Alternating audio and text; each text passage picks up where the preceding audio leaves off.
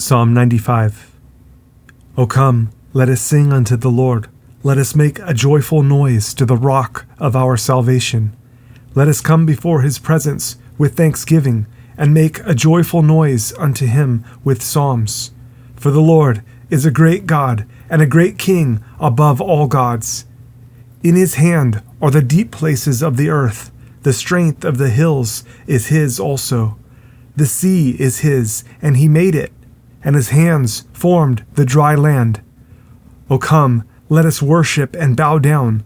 Let us kneel before the Lord our Maker.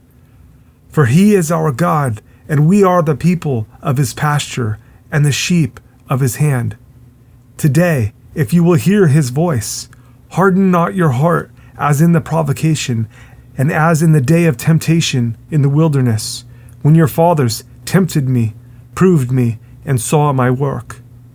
40 years long was I grieved with this generation, and said, It is a people that do err in their heart, and they have not known my ways, unto whom I swear in my wrath that they should not enter into my rest.